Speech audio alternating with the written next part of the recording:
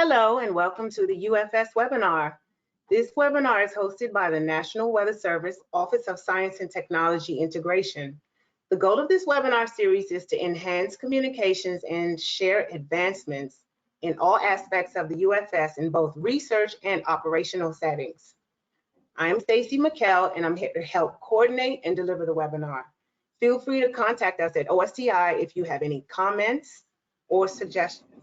Also, if you have any recommendations for speakers that you would like to present at this webinar, you can email your recommendations to ufs.modeling@noaa.gov, and we will take your suggestions into consideration. Due to the high number of attendees, you will be in listen-only mode during this event. You will not be able to unmute. And if you have any questions now or during the event, please submit them on the Google document that it will be provided in the chat box. Presentations last about 45 minutes, followed by Q&A for 15 minutes. Type your questions on the Google document during the presentation. Today's presentation is progress towards implementing a state-of-the-art land data assimilation system in NOAA's global numerical weather prediction system, presented by Clara Draper of NOAA OAR PSL in Boulder, Colorado. But before we get started, I wanted to show you how to connect to these webinars. So you would go to the ufscommunity.org, scroll down to the event section, and you'll see the webinar listed on the page. Archive information is available when you click the UFS webinar series. So scroll down and you'll see all of the past webinars. All of these webinars are recorded and made available on this UFS portal, so you can reference it there. Today's speaker, Clara, will be introduced by Mike Barlage. And Mike, I will turn it over to you. Okay, thanks, Stacy. It's my pleasure to introduce today's speaker, Clara Draper from NOAA Physical Sciences Lab in Boulder. Just a quick bio. After getting her PhD from the University of Melbourne, Clara worked around the world at the Australian Government Bureau of Meteorology, Météo France, and NASA's GMAO before joining PSL. Clara's research is focused primarily on land data assimilation, and her current projects include developing coupled land atmosphere data assimilation for UFS, modernizing the UFS snow data assimilation system, and improving the assimilation of soil moisture observations, all of which are critical gaps in the current unified forecast system. So personally, I've had the pleasure of working closely with Clara over the last few years as she leads this UFS land data assimilation into modern times. So I'd like to note that much of her efforts that you'll hear about today will advance the operational systems, especially global medium range weather and S2S apps, but also will facilitate community engagement with the UFS. I'd also like to acknowledge that Clara co-authored much of the DA section of the UFS Land Workshop Report, so you should check that out. So without any further blathering from me, let's get started with progress towards a state-of-the-art land data assimilation system for NOAA's global NWP. Great, thanks, Mike. I assume you can all hear me and see my slides. Yeah, so I'm going to present some work that I've been doing over the last few years to build a new land data assimilation for our global NWP. As you can see from this slide, there are quite a few people who have contributed to this work, in particular based here at PSL in Boulder, also at EMC in College Park, and also at the Joint Centre. In particular, Saginaw Gishimo is a postdoc in my group. He developed the first version of our new snow DA system, and also Mike, who you just met, who's the land model lead at EMC. So a lot of the work that I'm going to present today related to updates to the NOAA MP model is work that has been done by Mike and folks in his group.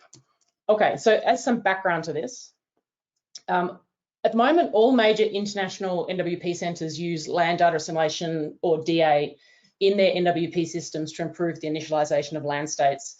And this then leads to improved NWP forecasts. And I've shown you two examples of that on the right. The one at the top is from ECMWF's snow analysis, and the one on the bottom is from the UK Met Office's soil moisture analysis. And they're both basically showing the improvement to their NWP metrics from those land analyses. On the other hand, at NOAA, we're a little bit behind what's being done internationally at the moment. And so as a part of the GFS V17 project, we're developing this new land data assimilation system that I'm going to talk about today.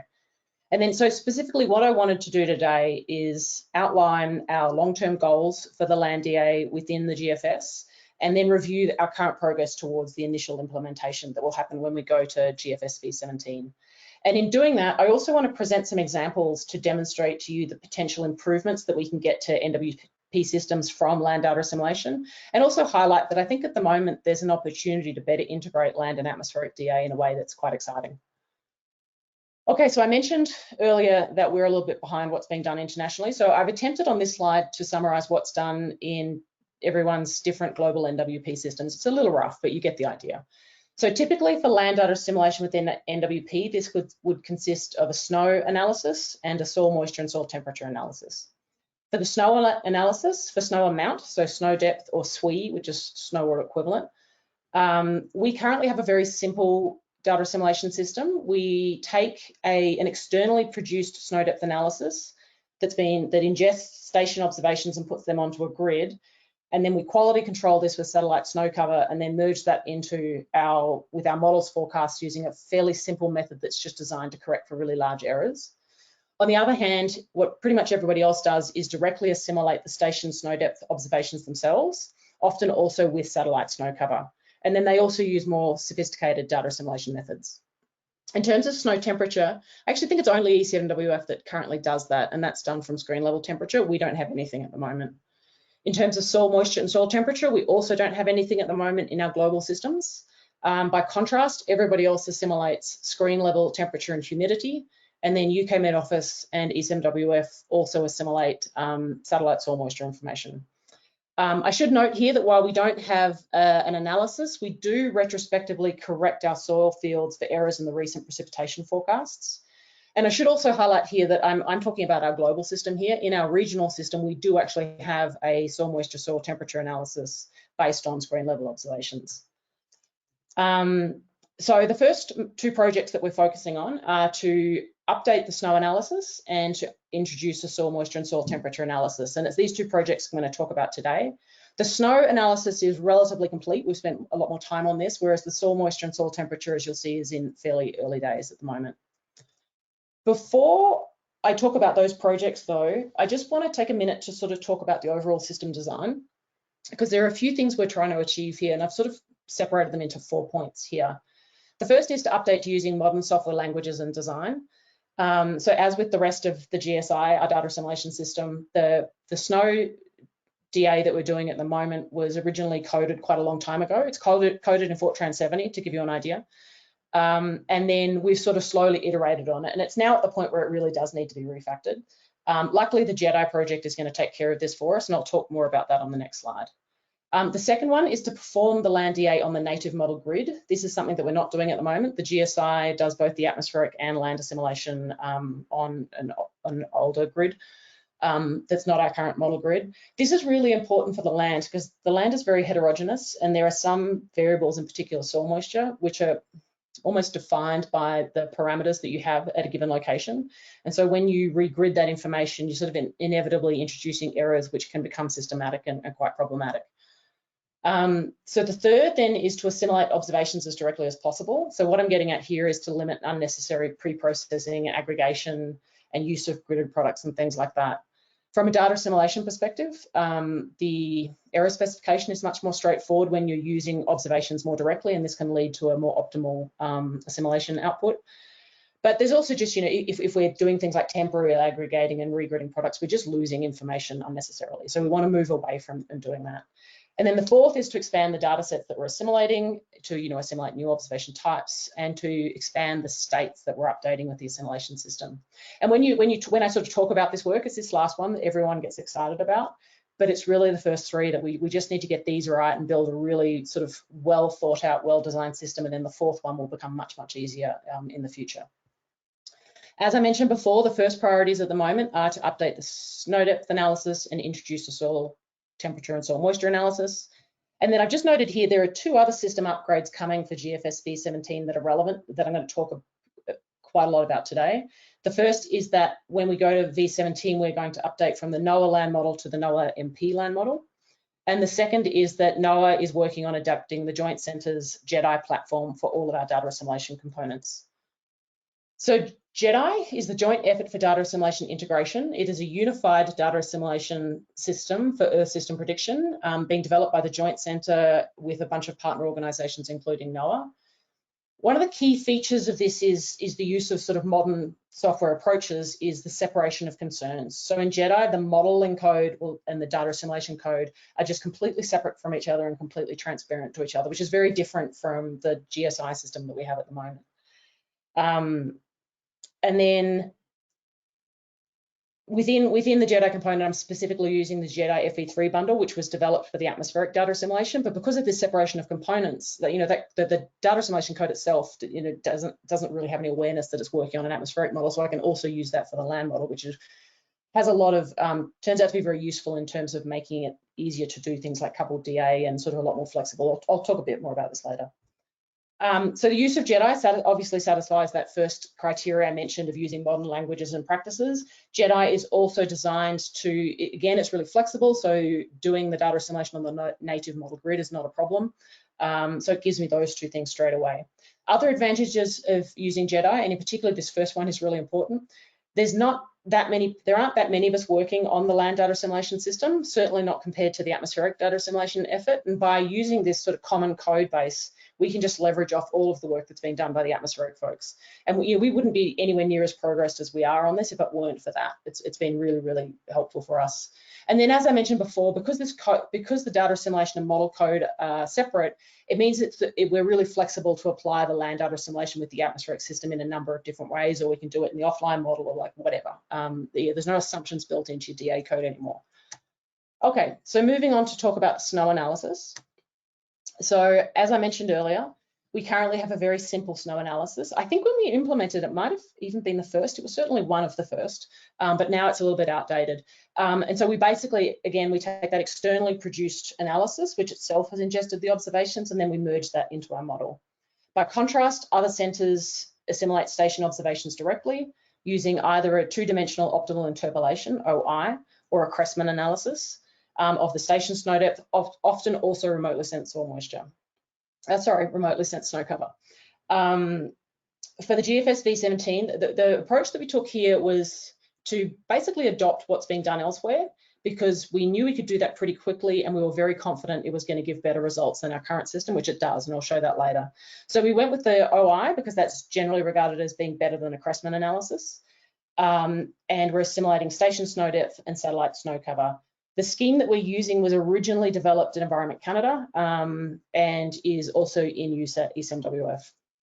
Although our implementation has wound up being a little bit different, sort of based on some of the intricacies of our model and our system. So the observations that we're assimilating, when we do this operationally in the GFS, the station snow depth observations will come from the GTS. But because we don't actually assimilate those observations in our systems at the moment, we don't currently download them either, and they weren't available for use in this development. So what we're using at the moment is the GHCN dataset, which is a NOAA dataset. It's not available in near real time, and it's just an aggregation of a lot of different snow networks. So I've shown you an example of a typical snapshot that you'd get in a given day from GHCN in the top right plot there. And then the bottom right plot is what we get from the GTS at the moment. So yeah, colleagues at EMC are working on developing the observation processing and quality control that we need so that eventually we can switch to using the GTS observations. You'll notice in that map of the GTS observations, since we're in the US, I'm sure you've all noticed the lack of observations over the US. That's because at the moment, there are a number of different US national networks observing station snow depth, and they're not being reported to the GTS. And so that work is also underway, and I think that's actually going to go in really soon at this point. In terms of snow cover, we're assimilating another NOAA product, IMS. We're assimilating the 4-kilometre version. This is the same product that we're using in our current system. It's the same product that's also being used by a number of other NWP centres. This is a once daily product. It's aggregated from multiple satellites with input from analysts. So you'll note here I said that we're trying to move away from using heavily processed products and aggregated products. This is the exception at the moment. We're still using the IMS. At the future, we will look at whether we should update perhaps to a single satellite product like VIIRS. But for now, we're using IMS. Okay, so to look at the results from our new OI, we did this work a little while ago, so it was with GFS V15, which has the NOAA land model. We ran it at 1 degree over a boreal winter, assimilating the GHCN snow depth and IMS snow cover observations. And we ran 2 experiments.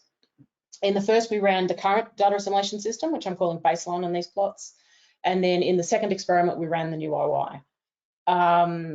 You can see that when we did this, we improved the snow depth background forecasts quite dramatically, which you can see in those 2 plots at the bottom left. These plots are showing you the O minus F. So this is basically the difference between the observations and the model forecast immediately before we assimilate those observations. So this isn't really an independent analysis. What it's showing you is the ability of the assimilation to fit the model better to the data set that you're assimilating.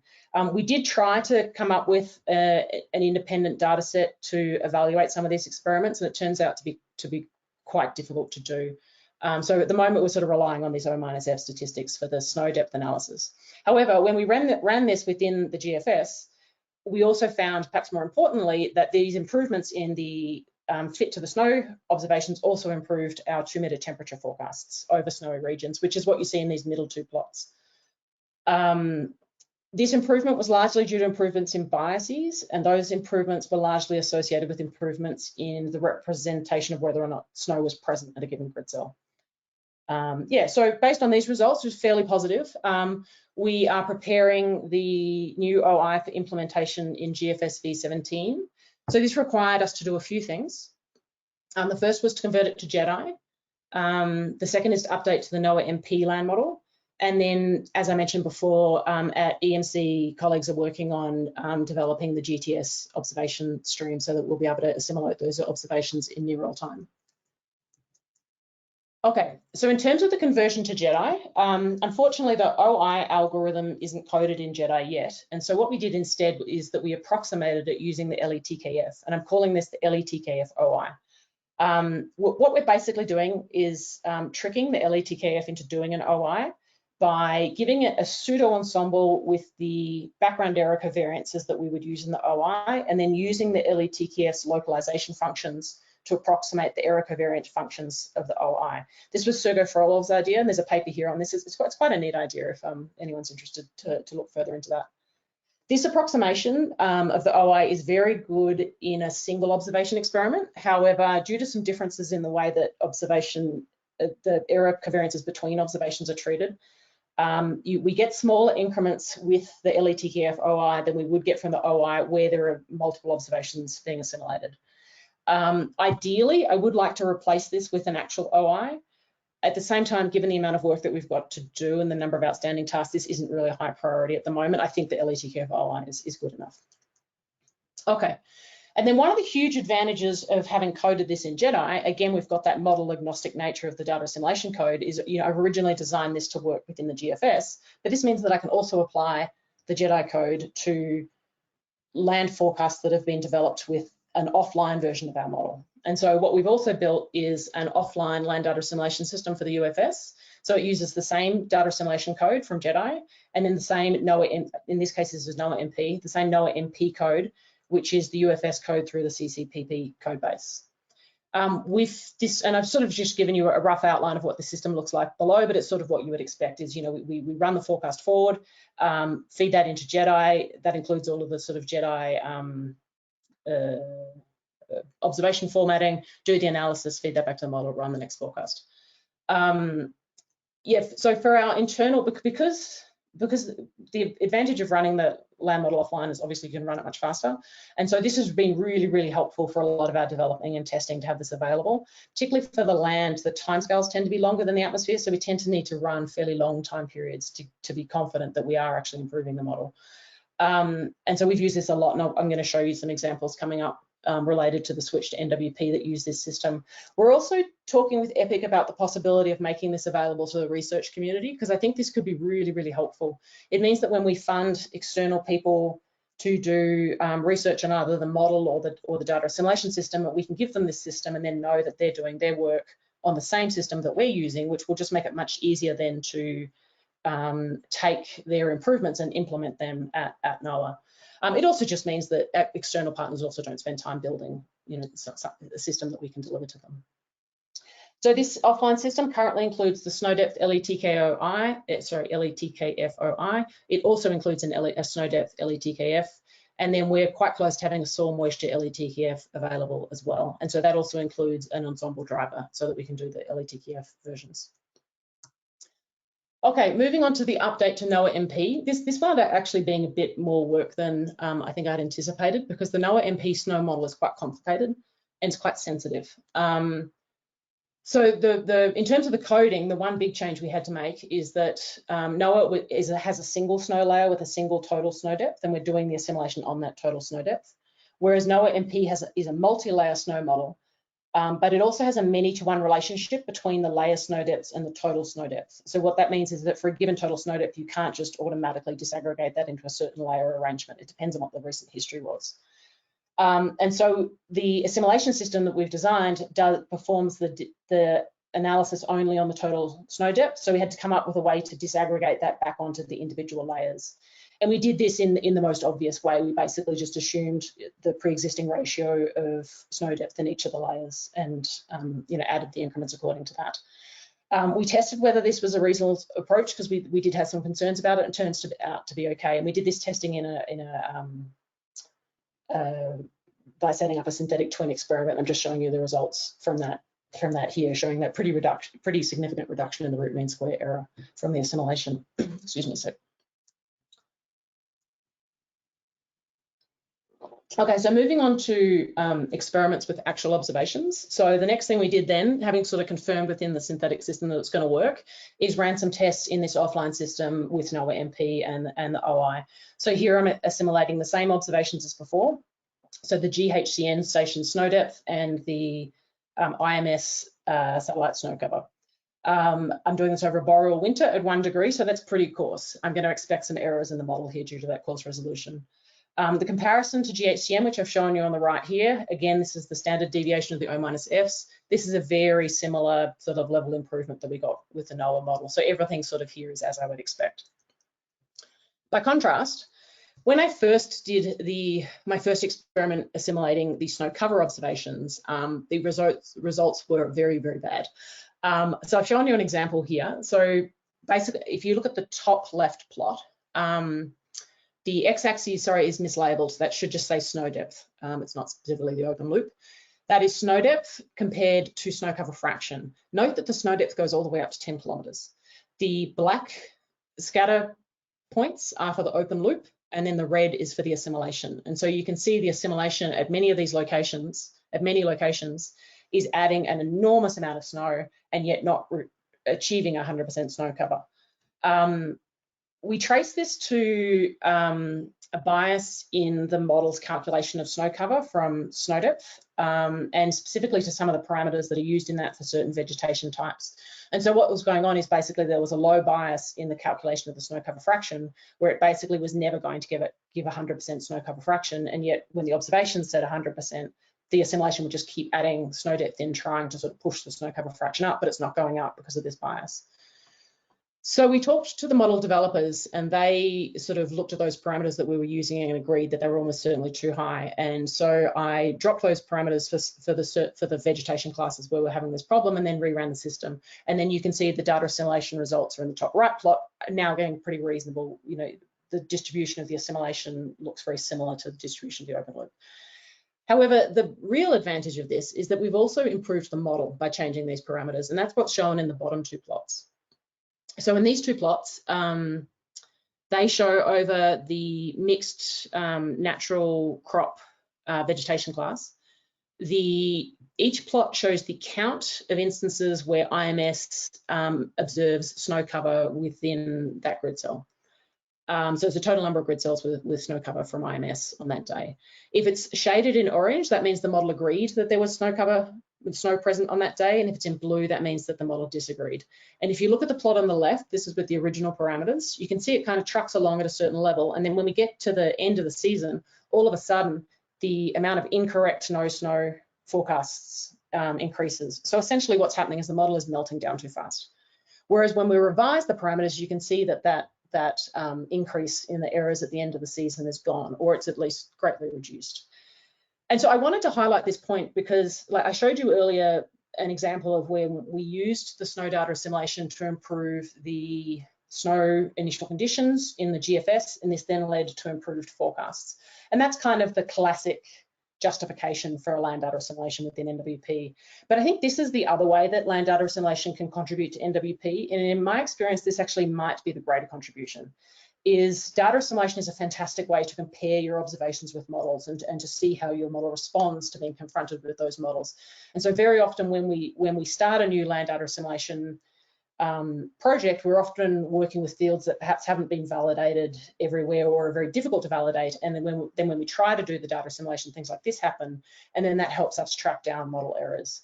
And in my experience, I think actually many of the land data assimilation projects I've worked on, the greater contribution is to the atmospheric forecast skill has actually come from improvements to the model rather than the improvements to the initial conditions. Okay. So after we fixed this, I then went back and did another round of assimilation experiments, assimilating the snow cover observations with somewhat mixed results, not as good as for the NOAA model, I'm afraid. So what I'm showing you here, the top left plot is in instances where IMS says there is no snow. This is the fraction of those instances that the model is correct. It correctly said no snow. And then I've divvied it up by vegetation type. Then the plot on the right is the same plot, but when the observations say snow. So it's the fraction of times that the observation correctly that the model correctly forecasts the snow. If you look at the plot on the left, so the red color is our open loop with our new parameters, and then the turquoisey color is the assimilation. You see the result you would expect, the sort of general improved fit to the observations. If you look at the plot on the right, the improvements are much smaller, and much smaller. And in some vegetation classes, the data assimilation system actually makes it worse. What's going on here is the reason that we're not getting improvements at a lot of the locations is basically the model is too warm at those locations, and so the assimilation sees that we need to add snow. It adds snow. We run the forecast forward. If that snow gets melted off and it's gone, so we don't see that improvement at the next forecast. The thing that does concern me though is the fact that this is also sometimes making the forecast of snow actually worse. I can make peace with not seeing a positive impact to the snow, particularly given that I'm running here at 1 degree, so there's going to be some pretty large model errors. But I'm concerned by the fact that there are some locations where assimilating the IMS observations is actually degrading the fit to future IMS observations in instances where the IMS says there's snow. And that's something that I'm working on at the moment. I think it's got to do with the treatment of the density, but I'm guessing at the moment. Okay, to summarize this section, we've developed an optimal interpolation-based snow depth analysis for the GFS, based pretty closely on schemes used elsewhere. Early tests indicate improvement to the snowfields and also to the near-surface atmospheric temperatures. Based on these tests, we're preparing this for implementation. We've updated it to NOAA MP, we've implemented it in JEDI, and we've also implemented this offline system, which has been really, really helpful. Experiments with the OI demonstrate the potential contribution of land DA to NWP, so I emphasised this before. We can both improve the forecast by improving the initial conditions. We can also improve the forecast through improving the model physics. And so the next steps to finish this work off are to fine-tune the assimilation in the offline system at slightly higher resolution, and then conduct tests within the atmospheric system.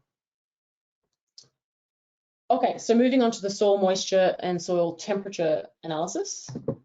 So as I said before, this phase of this project is in much more early days than the snow DA. So yeah, currently we don't assimilate in our global system we don't update soil moisture or soil temperature in our global system. By contrast, most other NWP centres do. Not most, all. They analyse these fields from screen level or 2-metre station observations of temperature and humidity. This was first introduced at Meteo France in 1985. UK Met Office and ECMWF now also assimilate satellite soil moisture information in addition to the 2-metre observations. I'll talk a little bit about that in the next slide. All of these assimilation systems, they're all introduced originally sort of decades ago and have been sort of iterated on since. They all use fairly simple data assimilation methods, either empirical update coefficients, a one-dimensional optimal interpolation, or a simplified EKF. the one thing they all do is that land data assimilation update is done independently at each model grid cell. And in each of these cases, that this independent update of that grid cell is done, it ingests the output from a two-dimensional spatial analysis of the station observations and possibly also upper atmospheric observations. So they have a preliminary 2D observation that spatializes the observations, and then for each grid cell, they'll ingest either the analysis or the analysis increment to update the model grid cell. Doing the model grid cell update independently like this is actually pretty reasonable. The land model is also run independently at each grid cell, and that's because at the scales of NWP at least, the dominant flows are vertical and not horizontal. So it's not unreasonable to ignore the horizontal flows. The reason they were designed this way, first, it's more computationally affordable, but the real reason was that at the time that these schemes were implemented, the atmospheric data assimilation was done at a much coarser resolution than the model was run, and they felt that it was really important to do the assimilation at the model on the model's native grid, and so that's why they sort of developed these separate land data assimilation schemes with this sort of funny two-step setup. Okay.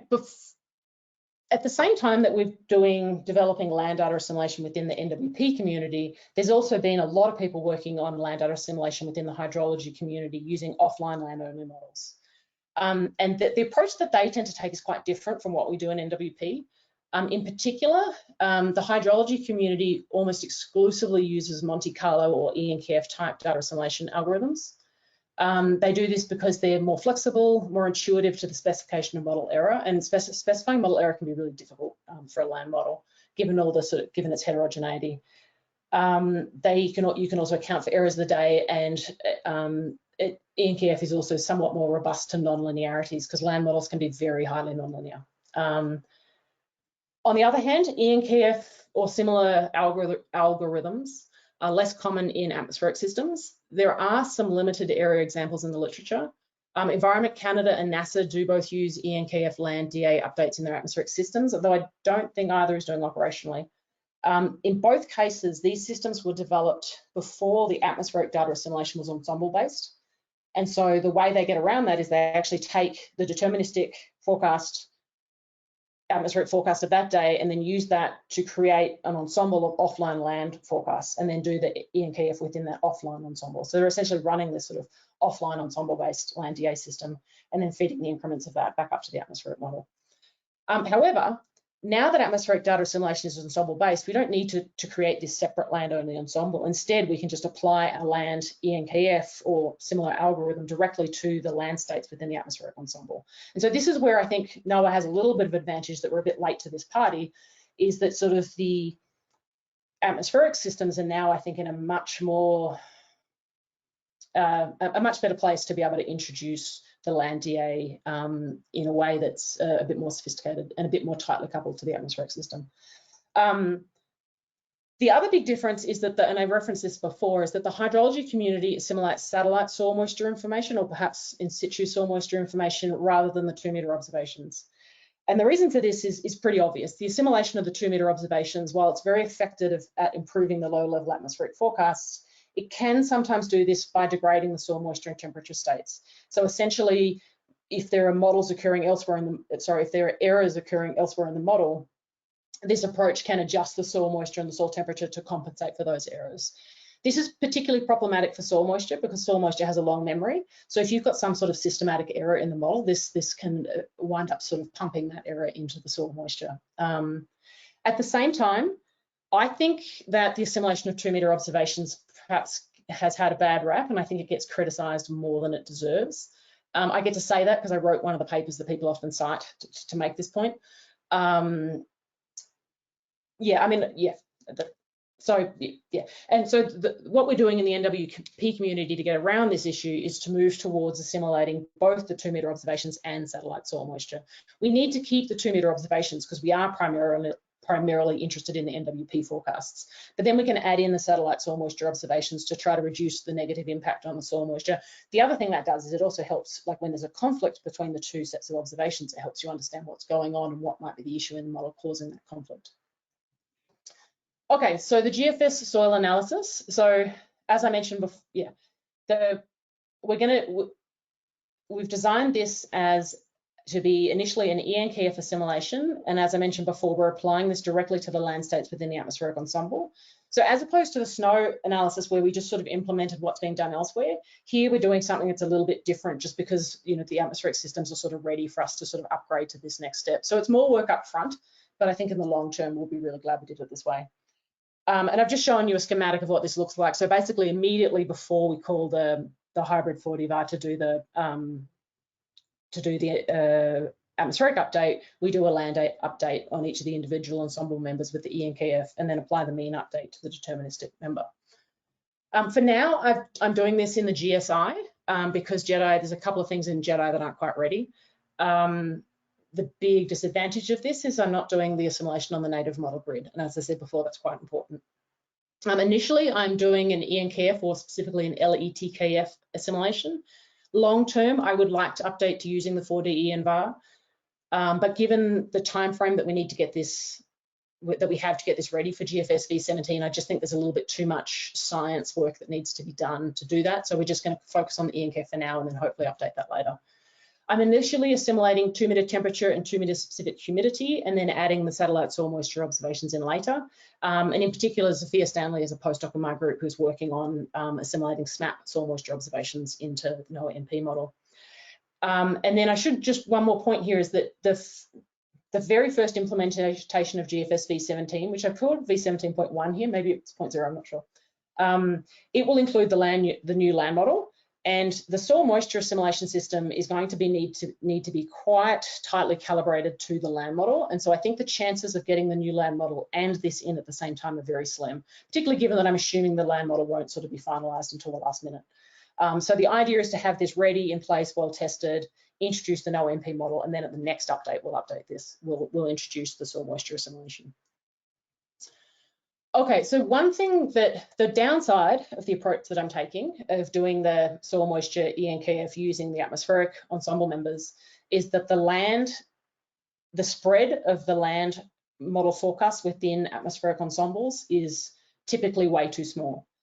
And this is because NWP ensemble systems the methods that we use to generate those ensembles don't account for land model uncertainty specifically.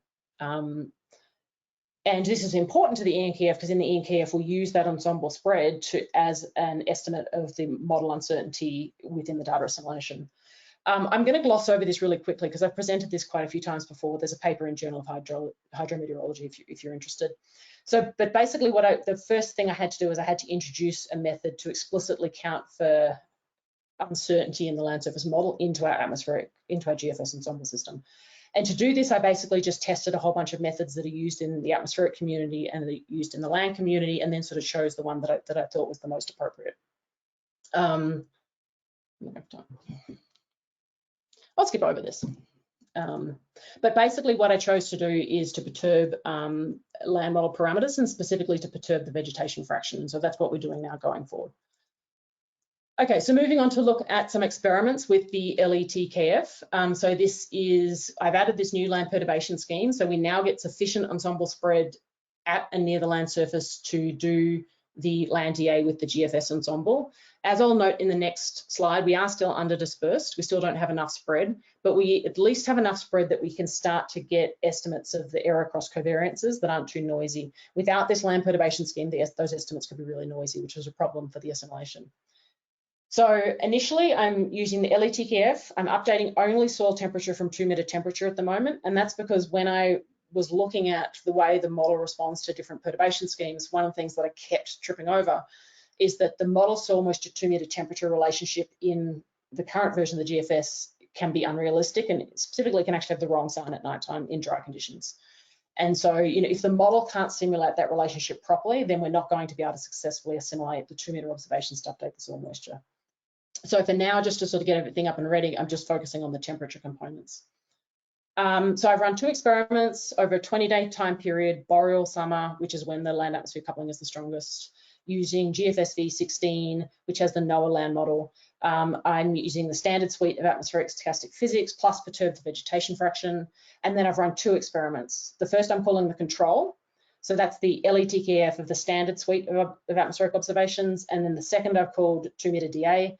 that's the control plus the LETKF assimilation of the 2 meter temperature, which I'm then using to update the soil temperature in the top 3 layers. And again, I'm doing it following that schematic a few slides back. So we do the land DA, the soil temperature update immediately before we call the atmospheric update. So they're weekly coupled for those paying attention.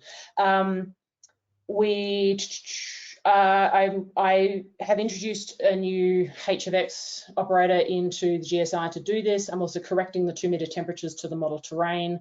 I'm doing fairly minimal QC of the 2 meter temperature observations. There's more work that needs to be done here, but this is sort of enough for a first pass. Okay, I mentioned before that the ensemble spread is still under dispersed, and that's just what I'm showing on this slide. So the top left plot is the spread, the ensemble standard deviation after about a month of the forecast. After about a month of the cycling DA system. I would expect roughly like a 1.5 is about the sort of 1.5 Kelvin is about where we'd expect this to be. We're a little under that, but it's not too bad. Whereas if you look at the soil temperature, I would expect these areas like loosely to be around 1.5 to 2 Kelvin, and you can see we're well under that. So yeah, even with this perturbation scheme, we're still under dispersed. I did run a second experiment where I increased the perturbations that I added to try to increase the spread. And what I found is that this introduced a bias in the model temperatures. And this kind of isn't really unexpected. The land is extremely nonlinear. And so, you know, even if I'm adding like, you know, symmetric perturbations, the model's response to that isn't going to be symmetric. And you almost always wind up introducing changes in the mean. And this is a constant difficulty in ensemble-based land data assimilation, is it's really, really hard to get sufficient spread in your land model without introducing changes in the ensemble mean. And, you know, in theory, perhaps those changes in the ensemble mean are actually correct, and we could recalibrate the atmospheric model to account for this new mean. But in practice, it's not really practicable to have to recalibrate your model to a perturbed ensemble system. And so what we tend to do in practice is just accept the fact that we are going to have an underdispersed. And so the model uncertainty estimates that we get from the ensemble and using the ENKF are going to be underestimated. And so we have to find some other way to inflate that error. Okay, so moving on to look at the statistics from this experiment. So we got a very small, this is the O-F for the 2 meter observations. We got a very small improvement with a slightly larger improvement at night, which is what I would expect because the soil temperature and 2 meter temperature are more strongly coupled at night. So, you know, this is a good result, but perhaps a little bit smaller than I would have liked, but moving in the right direction. However, when I looked at the impact on the atmospheric observations, so this is the O-F for the SONs, you can see there's almost no impact at all. Yeah, so the next thing that I'm working on at the moment is figuring out how we can inflate the model error estimates that we're using within the ENKF in a way that doesn't harm the ensemble mean. Okay, so conclusions for this section. The ENKF type DA has traditionally been preferred by the hydrology community, but it's not as widely used in the atmospheric community, although I think this is really starting to change. We now have an opportunity to do the land data assimilation using the same DO code and the same ensemble forecasters for the atmosphere, which allows us to have a much tighter integration between the two. Yeah, and do things like use coupled observation operators and more strongly coupled DA and things like that, which I think is really exciting. So I think a lot of very interesting work is going to happen in this field in the next few years. The early results with the LETKF demonstrate that this approach is viable. However, attaining sufficient ensemble spread without introducing substantial changes to the model mean is going to be really difficult. So the model ensemble mean, I should have said there.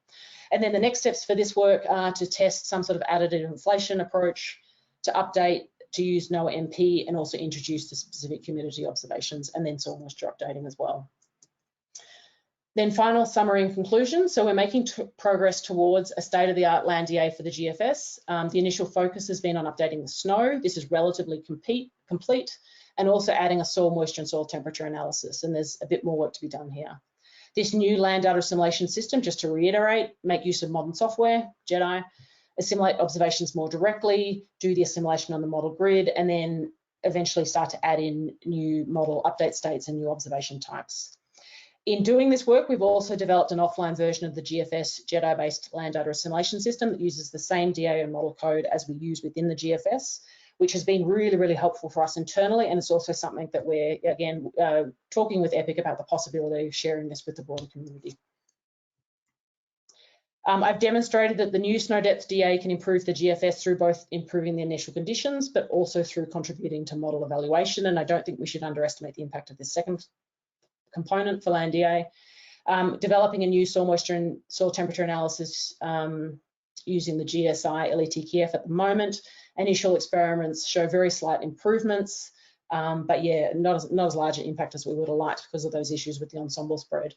And then again, I think it's an opportunity to better integrate atmospheric and land DA into one system at the moment, although I will sort of, as a sort of caveat on this, given the different nature of land and atmospheric systems, I think doing both the data assimilation systems with a single approach may prove to be quite difficult. And I'm already sort of starting to see this with this issue where it's really hard to spread the land sufficiently in the ensemble within the atmospheric system. Okay, that's all. Thank you for listening. Thank you so much, Clara. That was very interesting. And we do have the questions and answers that we can address. Once again, if anyone has questions or comments for Clara, please put them in on the question and answer document that has been ongoingly on the chat screen. Haven't gotten any questions yet, but here they come. We're going to give it a minute because after people take things in, then that's when they decide to ask questions. Sure, Mike, I'll let you read anything. Yeah, I think it was just posted, so I think we, hopefully people are joining that document. In the meantime, I'll ask you one quick question, Clara, if you don't mind. The parameters, I agree with you completely that, the DA can help expose like some, model deficiencies that we can fix, and so I'm wondering with, what you have there, what you're seeing there is like, can we also use the DA to modify the parameters after the assimilation? So basically use, sort of time varying parameters. I think one of the issues with the current snow cover is trying to use density to capture the differences between early season and late season snow. But whether you could just use depth, but use the DA results to maybe modify the parameters to get a time varying aspect to it. Yeah, I think that is a really good idea and is where I'd like to go long term on this. And one of the things that this is also the other reason for creating the ensemble by perturbing the parameters is that then allows you to update the parameters using your observations. I'm not sure where I stand on the one issue with this is, some of these parameters that theoretically shouldn't be time varying, should we be changing them with the data assimilation? And yet that example you just gave there of the snow cover fraction where that area depletion curve does actually change over time, that might be actually a really nice example to start with.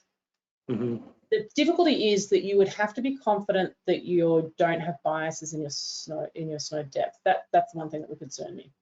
You'd have to be pretty confident of your snow depth, I think. I have to think about that. Okay, yeah, we're getting some questions in now. So is there adequate coverage of GTS snow depth data in the Southern Hemisphere? No, is the short answer. They're generally the coverage of a lot of the snow. So the more serious issue here is the IMS product is actually the one we're using is Northern Hemisphere only. That's the snow cover observations. No, I would expect, there aren't that many locations in the Southern Hemisphere where snow is important to NWP, but there are some. But no, I wouldn't expect them to be very well sampled. Okay, so a little forward looking, what land observation variables are next on your list after soil temperature and moisture? So once we've got the soil moisture and soil temperature assimilation updates, we'd like to add in a satellite soil moisture product, hopefully SMAP if it's still around, or SMAP follow-on if there is one. Next up, I would like to look at albedo and some sort of measure of vegetation, I think would be the next obvious ones. I also want to add in a snow temperature update, because I think this issue we're having where we can't add snow because the model is too warm, we might be able to partially address that by also updating the snow temperature. Okay, thanks. what is the level of interaction between NASA's Land DA team and the UFS Land DA team? We chat at conferences. That's a really good question, and I wish I had a better answer for it. There is some interaction, but I'd say not formally, both with NASA's LIST team and with GMAO. But yeah, probably not as much interaction as we should have. Part of the difficulty is, with GMAO at least, is we have different land surface models. And they also have an in-house data assimilation system that's very good and is frankly has more capability than you know, the system that we're building at the moment, because it's been designed very specifically for that one problem, which makes, you know, actual functional collaboration quite difficult. But I think I can speak for the NASA folks as well. It's something that I think we would all be very interested in collaborating on more. Okay, do you consider assimilating brightness temperature rather than soil moisture? Yeah, that's, and again, this I'm putting that under that category of assimilating the observations more directly. Yeah, at the moment, Sophia is working on assimilating retrievals. That's basically just a resources issue. It's easier to do the retrievals. But yeah, long term, that not even long term, medium term, that is definitely the direction we want to go in. Same thing with snow, move towards, you know, not assimilating, you know, when I say we're interested in looking at VIIRs, ideally there we'd actually be assimilating the raw observations rather than a snow cover retrieval. Is screen level temperature the same as skin temperature? No. No, skin temperature is the temperature of the satellite, the emitting temp. Well, it's got different definitions, but no, it's essentially the temperature right at the surface, whereas the screen level temperature is the temperature that you take with a thermometer at screen level, which is 1.5 to 2 meters above the surface. So it's a low level atmospheric temperature. Okay, related to vegetation, do you consider assimilating leaf area index to incorporate vegetation dynamics into the coupled model system? Yeah, I would throw straight back to Mike, the choice. I would like to assimilate some sort of measure of vegetationness, but I'm going to throw straight back to Mike. What? Yeah, and I mean, that would be my vote for one of the next things to do, right, would be vegetation. And I think ultimately we probably want to get to the same thing you were just talking about with brightness temperature, right, and assimilate vegetation sensitive channels to come up, because all of these leaf area index is just an algorithm, you know, from other, you know, channels, vegetation channels, right? So I think, you know, and I think we've talked about this sort of getting to the level of why aren't we using the same algorithms that the product developers are, you know, using to create the products, because you're using those in the assimilation procedure. Yeah. I mean, I will say, you know, when you're developing a new system, assimilating by retrievals, I mean leaf area index rather than the direct brightness temperature observations. It is easier just to understand what's going on, understanding how well your model is fitting the observation. You know, it is. I think it is worth doing that first. That's my 2 cents worth. Okay, can the same land DA system be used in the RRFS, which is using the RUC land model? Yeah, so again, this is the beauty of JEDI, is that JEDI, you know, it's the DA code is completely separate from the model code. So yeah, it would be, we'd have to build sort of effectively kind of an interface for RUC, but no, that's sort of the idea, is that it would be fairly easy to do that. And there is a project underway to do that. Okay, this one is a long one, so let me listen closely. Does it make sense to combine this effort with assimilation of low peaking brightness temperatures over land that would need to have a better estimate of land surface emissivity and land skin temperature? I would absolutely love to do that. It's something I've wanted to do for years. I asked Daryl recently if that was something I should be looking at, and he warned me off and said that's a multi-year project and is very difficult, which I think was probably the right. So I think, yes, it's a really obvious and valuable thing to do, particularly once we're assimilating soil moisture information and getting the soil moisture closer to correct, so that's going to help with the emissivity. But yeah, I think that is not something we're ready for yet. How will these findings impact the DA development pathway for the national water model, if at all? I don't know, to be honest. I will say that in terms of snow data assimilation, the problem is quite different in the National Water Model and in an NWP model. So in an NWP model, the most important thing for snow is whether or not snow is present. That's the most important thing. For the National Water Model, they care much more about the amount of snow that's present and the melt off. So in a data assimilation system in NWP, if I'm continuously adding snow and the model is melting it, like that's not good. It's a sign that something's wrong, but that still might give me the NWP forecasts that are quite decent. Whereas in the National Water Model, that's an enormous problem. So I think their problem is much harder because the snow data assimilation can't unduly impact the water balance without that then affecting the stream flow forecast, which is what they're interested in. So I mean, I think they are related, and again, this common use of JEDI, but I think the most difficult part of what they're having to do in the National Water Model is actually something that is less of an issue for us.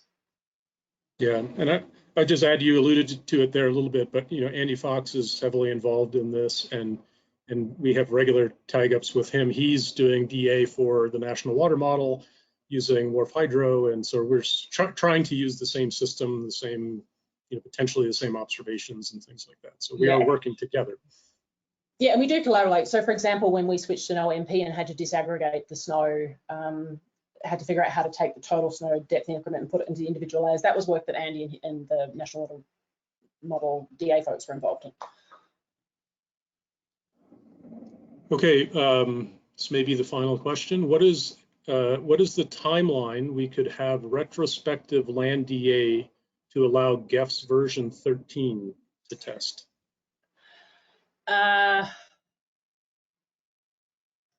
Can I flip the question? I would flip the question around and say, tell me your timeline and I'll tell you what I can deliver. I'm going to start testing the snow assimilation in an early version of the GEFS V13 reanalysis, basically a version that Jeff Whitaker has, where instead of doing the full DA update, we nudge towards error 5. I would hope to start that within the month.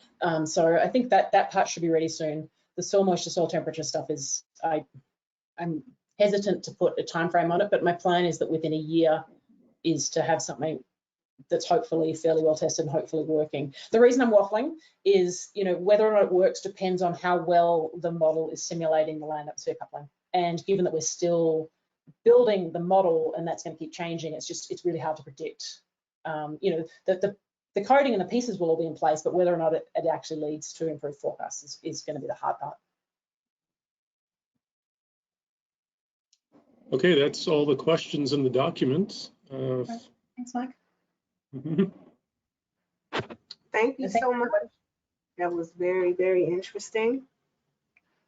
So if anybody has any recommendations for speakers, please feel free. Don't hesitate to email us at ufs.modeling@noaa.gov, and you can give us a recommendation. Clara, thank you very much. Mike, thanks so much. This was very interesting, to say the least, and very informative. Okay, and if anyone, we'll send you a copy of the questions, just in case someone else has to add any other questions to the list. Once again, everyone, have a wonderful rest of the day, and we will meet again soon. And thank you for organizing the seminar, Stacey. Absolutely, you're welcome. Bye now. Bye, everyone. Bye. Thanks, Clara. Thanks, Mark.